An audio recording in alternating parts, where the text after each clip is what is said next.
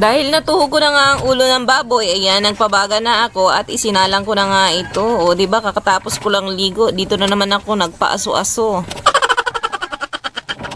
Diba, nakaligo na ako pero pausok-usok na naman dito sa lechonan.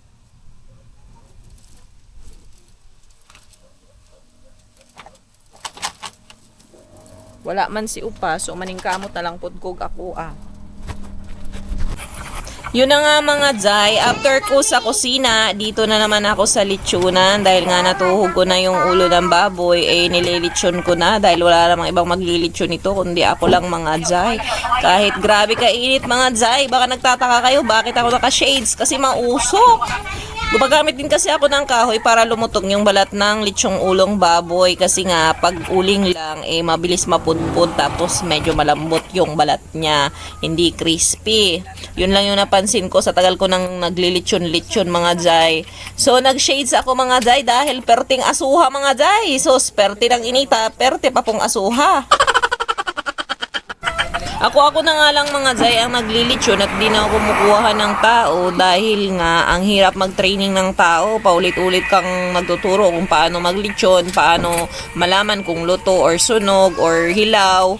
Tapos in the end aalis naman dahil wala nga forever mga Jai.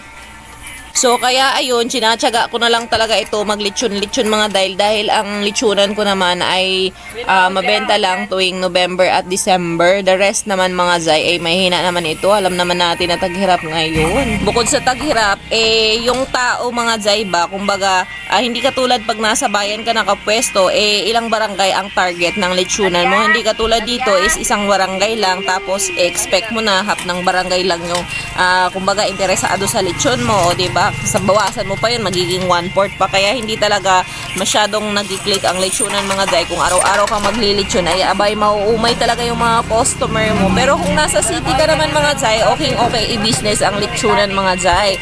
Kaya ako pag naglilitsyon ako ay inaano ako mga Jai, nilalaktawan ko yung mga araw, kumbaga may lechon ngayon, so next day wala, tapos next day naman meron, para hindi sila mauumay mga Jai. Kasi mga Jai, pag inaraw-araw ko, isang manok lang Jai ang hindi mabenta, wala na, lugi ka na kaagad, hindi mo mabawi yung puhunan, magkano lang ang tinubo mo.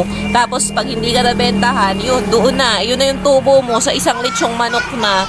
Syempre, alam mang lagi ka na lang mag-ulam or kumain ng lechong manok, kailangan mo rin kumita mga Jai.